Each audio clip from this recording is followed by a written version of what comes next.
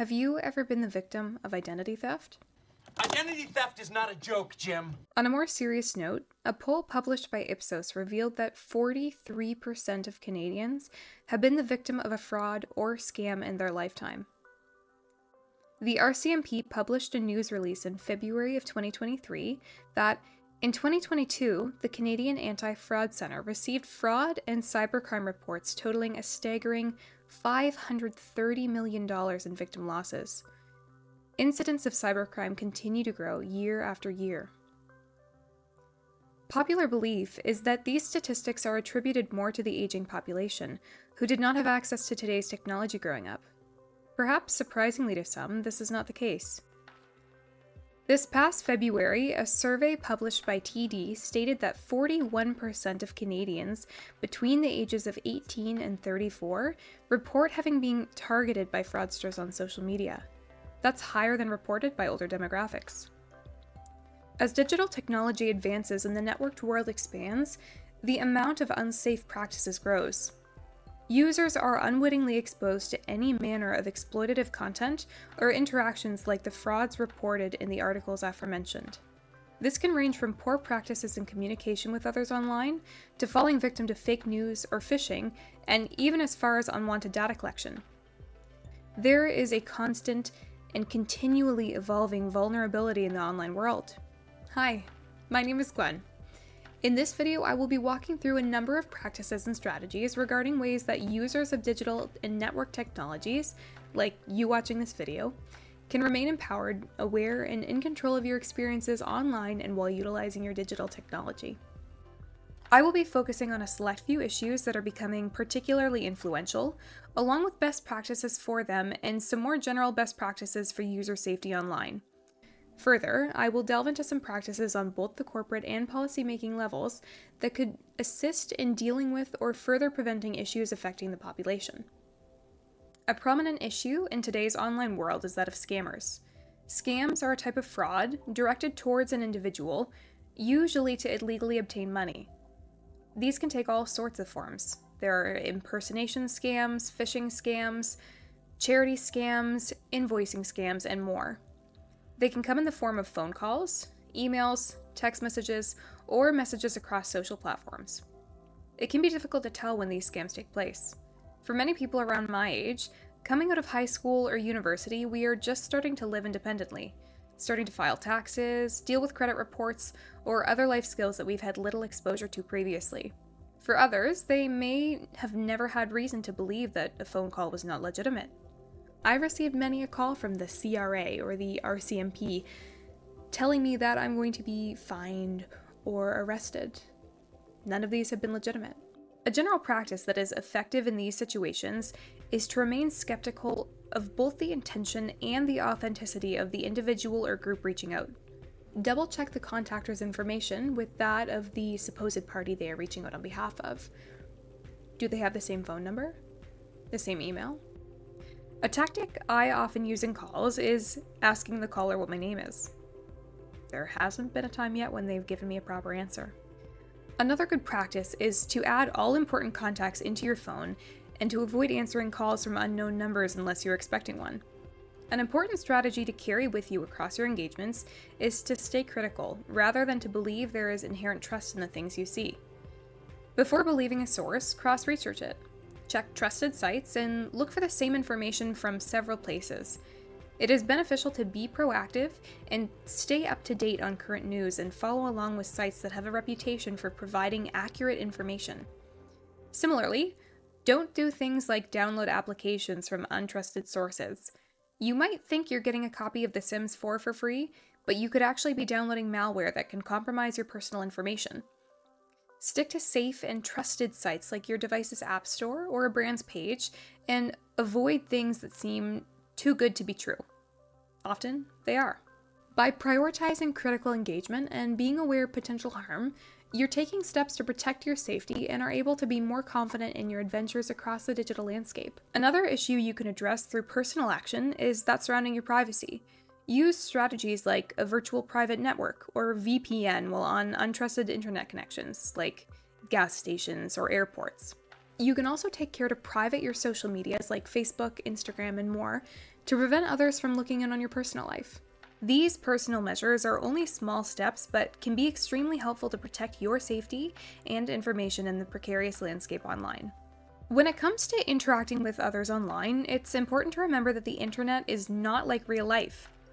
Even if you determine yourself friends with an individual, if you've never met them, they are still virtually a stranger. Here are some practices to keep in mind when engaging with others in online spaces. Avoid using the same username on all platforms, as this can make it easier for others to link your information together. A simple Google search can do it. Similarly, if you play online games, take care not to reuse a username or to share social information in-game. Some games can create environments where players may try to expose the personal information of others as a form of revenge if upset about in-game actions. When given the option, refrain from linking your accounts together in optional social media fields, or from using things like Linktree to make all your social medias easily available from one source. There's no reason to make it easier for someone to find additional information about you.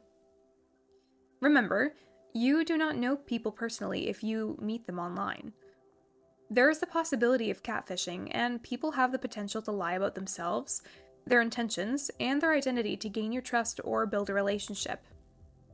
You can make positive and meaningful friendships online and join communities of incredible people through the accessibility that the internet provides. However, it's unsafe to assume that everyone you meet on the internet has good intentions, and you should remain aware of this in order to stay in control of your safety and empower yourself through your internet usage. Digital and network technologies are not limited to the personal sphere of interaction. These extend into and are employed in the corporate world.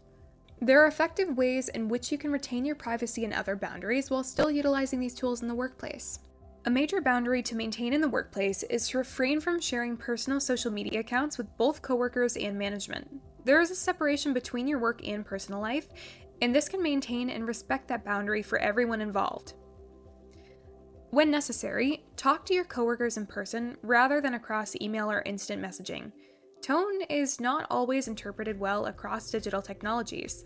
The lack of physical variables like vocal cues and facial expression hinder the way that we understand and communicate with others. This can potentially lead to misunderstanding and escalation, and in-person conversations can help to diffuse situations like this. Another practice is to be aware of your digital footprint. If posting about work or from work accounts, be conscious of that and post accordingly. Employers, potential employers, or clients of the business can potentially see what you post online. If you are posting content online, you might stop to think, would I say this to my grandmother, a client, or my boss?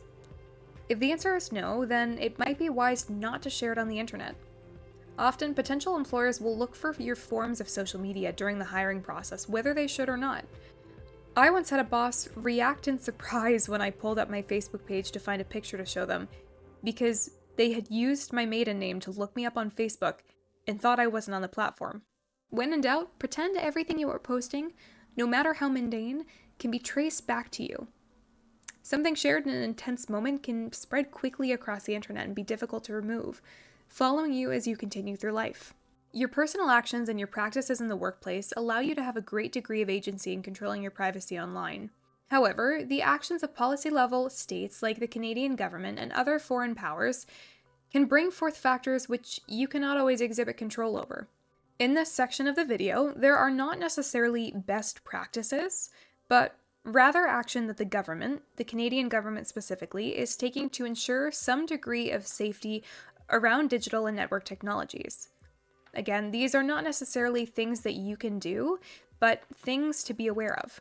It is important to be aware of the actions the government is taking, to be informed as you progress in your digital activities, and to keep in mind for voting purposes in the future, so we can continue to be empowered and in control through our awareness. One example of an action that the Canadian government has taken is passing the Online News Act, which came into effect on June 22nd, 2023. This is an act respecting online communications platforms that make news content available to persons in Canada. This bill proposed a regime to regulate digital platforms that act as intermediaries in Canada's news media ecosystem in order to enhance fairness in the Canadian digital news market. So this means on Facebook and Instagram, among other social medias, Canadians will no longer be able to share or view news articles and other content posted by publishers and broadcasters, including international outlets. Since many Canadians access news content through these digital intermediaries like social media or search engines, this bill proposed to regulate these platforms in the Canadian news media ecosystem to enhance fairness in the Canadian digital news market. It introduced a new bargaining framework that's intended to support traditional news businesses in securing fair compensation when their content is made available via other digital platforms and it generates income for them. In addition to regulating news access, the Government of Canada is also updating their laws around privacy. The current body of privacy legislation active in Canada is the Access to Information and Privacy Act, which came into effect on July 1st, 1983. When were you born? A little outdated. It's a complex law, but basically, this act allowed Canadian citizens, permanent residents, or any person present in Canada the legal right to obtain information in any form that is under the control of a government institution, and the Privacy Commissioner having the authority to investigate complaints and ensure compliance. A bit limited, but it did the trick for the time. It was effective, but did not take into account the new technology that would come to popularity over the next few decades. There is a current bill going through Parliament that looks to cover more of the modern technology and issues arising around its use. It is called an Act to enact the Consumer Privacy Protection Act, the Personal Information and Data Protection Tribunal Act, and the Artificial Intelligence and Data Act to make consequential and related amendments to other acts. Its short title, Digital Charter Implementation Act, 2022.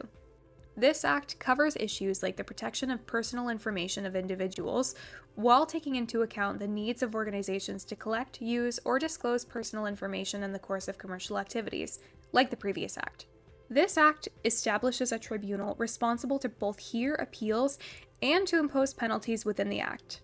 It delves into artificial intelligence, or AI, to regulate trade and commerce in AI systems, and requires measures to be taken to prevent biased output and other risks of harm when using high-impact AI systems. It also provides for public reporting, authorizing the minister to order the productions of records related to AI systems.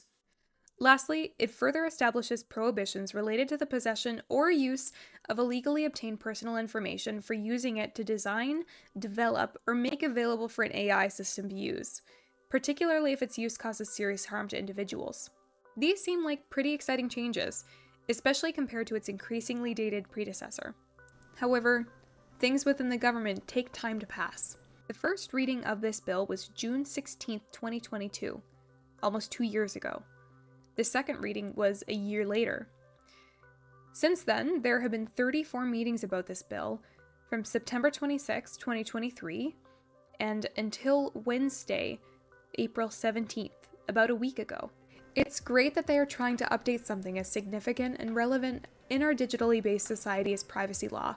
However, fast-moving fields like machine learning and AI are developing rapidly, and slow-moving legislation risks being left behind as the environment adapts and evolves. This serves as an excellent reminder of how government law does not always keep pace with developing technology. So it's important to take personal responsibility and to follow safe practices on your own. Up to this point in the video, we've addressed multiple practices to prioritize your own safety. However, collectively, as citizens of the internet, we are responsible for each other's safety and for coming together to create a safe environment online. There are also steps you can take around your digital engagement to ensure it has a positive effect on yourself and others. This can look like reporting things like scam or fraud, or even internet trolls and users spreading inappropriate content. If you step up in smaller interactions like this, you're potentially protecting someone else from the same incident later on. Some platforms can flag potential spammers or users with a pattern of specific behavior for moderation through this practice. It can also look like regulating your actions if you're prone to things like digital aggression. There was a sign in one of my classrooms growing up, and although elementary, it provides a great practice for users online. It had the acronym THINK.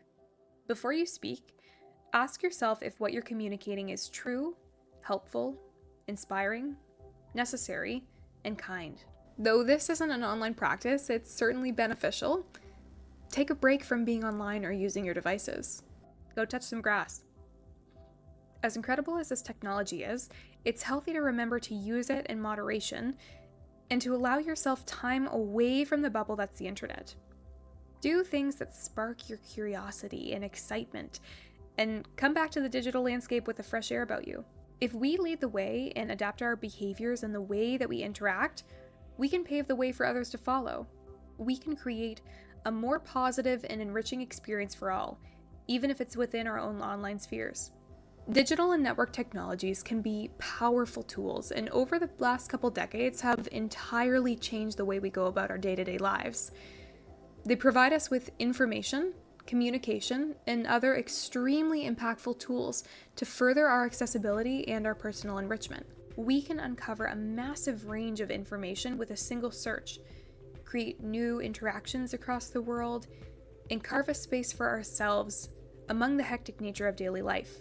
Along with these ranging benefits, the digital world does come with its own constraints when it comes to safety and privacy.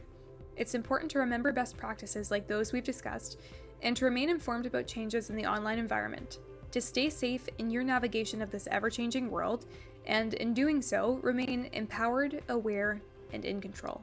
Again, my name is Gwen, and if you've enjoyed the content in the video today, don't forget to like and subscribe.